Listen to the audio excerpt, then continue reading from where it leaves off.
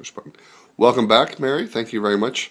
Now, when we last left you, you were just leaving Springfield, Illinois, going through the blizzard in the Midwest, taking your exams, 2 kids in tow, station wagon full to the brim with all of your worldly possessions to arrive in Manhattan. This was, I believe, 1977, if I'm right. And maybe you can tell us kind of what was next in your big adventure. Well, we parked the car. The next thing that happened was that I had to start work almost immediately. And Peter and I were scrambling about how to get the kids into school and how to get them settled. And I knew of a really good preschool at Central Presbyterian at 54th and Park. And our apartment was at 87th and 5th. And so it was, the preschool I knew was halfway between where we lived and where I worked. And so I'm impressed by the fact you lived at 87th and 5th. Can you maybe, once you get done with this story, can you tell us about that too?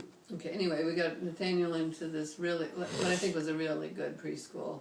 And he seemed to like it even more than the Montessori experience. I don't know, you can ask him what he thought, but he seemed very happy there. So I could drop him off in the morning on the way to work, and I would usually work till about 3 o'clock in the afternoon and then go back and work in the evening because I staffed a lot of evening events and I worked on Sunday morning. And that worked pretty well for those first couple of years for him. And Alex was put into 2nd grade in the local elementary school, PS6. And when I brought him in to meet his new teacher, I explained that he had been in a Montessori school, so he would be ahead of grade level and not used to a regular classroom. And so she didn't like that at all.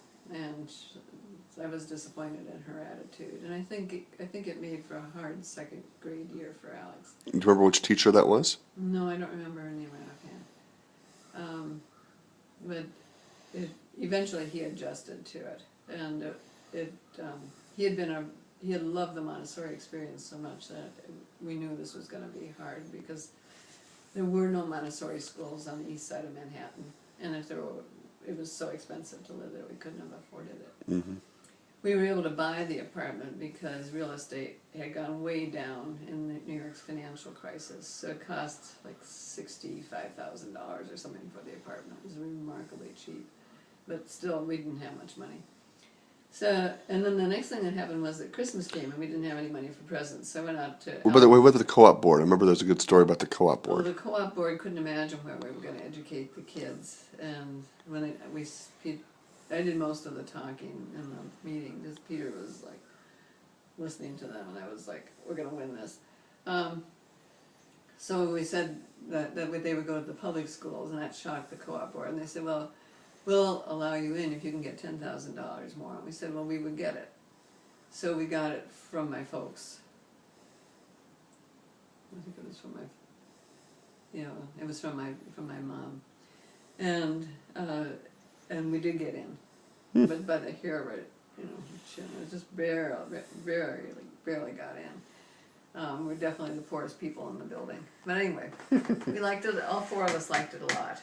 And it worked out real well for us. And so Christmas came and we had to buy really cheap presents. That was kind of tough, but we got, they weren't too bad.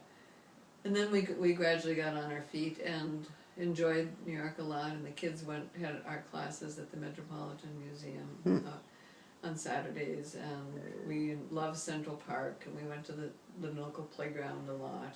And Peter and I got used to the fact that kids couldn't play unsupervised in New York. So we were both really conscientious about one or the other going out with them every evening. Whether it was nice. But wasn't there some sort of situation with Alex getting lost? Oh, Alex on his first day from school went out a different door than I thought he was going to go to. Followed the directions perfectly, but when he turned left, he went to the East River instead of Fifth Avenue. And then somebody had to put him in a cab and send him home, which scared everybody. I bet. I realized how vulnerable this little boy was, that we hadn't really given him the right landmarks to get him home. So, but he never got lost after that. He figured it out.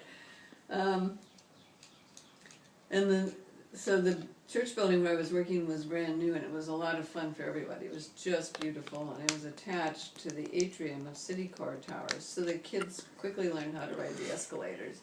And it was before we were really aware of children being snatched, kidnapped. So either that was good or bad, but the kids weren't kidnapped.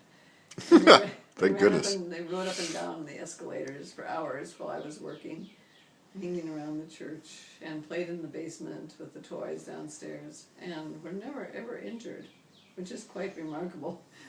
They were safe all of the time.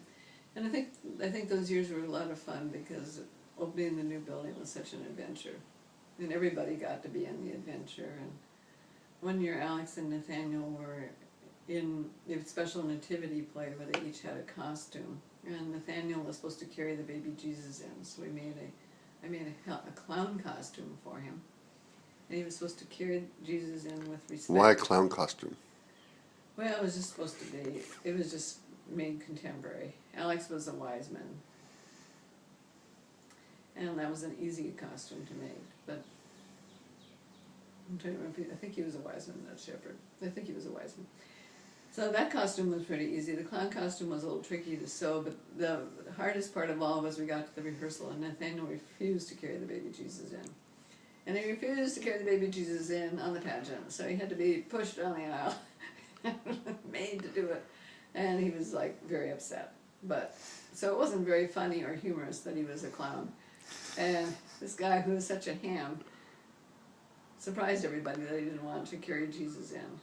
But anyway, it made it for a memorable evening and a special Christmas for us. Any other great stories from your time in living on Fifth Avenue? Well, we had some wonderful birthday parties, and I remember one. John Sanderson came over to the house for a peanut roll. Mm-hmm. You remember whether it was for you or for Alex? I think it was for me, but I might be wrong. It was. I think it was for Nathaniel. We had a whole bunch of kids over, and the idea was that they were to roll the peanut across the carpet with their nose as fast as they could. And John did a demonstration, and he was an executive with Citibank. So we put the peanut on the ground, and he rolled it across the carpet, but he burned his nose on the carpet. We had to stop and take care of his nose. And then the kids had the race, but that was fun. It was fun. So we had various kinds of parties, and we had family vacations up in Vermont in the summertime, and I just kind of enjoyed that kind of thing. I think it was in those years that we spent 2 summers up in Randolph Center, Vermont, for a month each summer in a parsonage up there. The kids were little, and so we got to know the state pretty well, and got to know that there was a 2 congregation, maybe 3 congregation, two preaching point situations. They preached in 2 small churches in exchange for a free house. And that worked really well for us because we were very comfortable. And that house had a manual pump organ, and the kids loved to play the organ. And they loved going on the slides down the mountains. And we hiked all over Randolph Center and went out to see the horses in pasture and that kind of thing. So those years in New York were really good. But we were getting kind of crowded in the 2-bedroom apartments, so we decided to move up to Riverdale. Excellent. Well, why don't we stop there and we can pick up when you have moved. Okay. Thank you very much.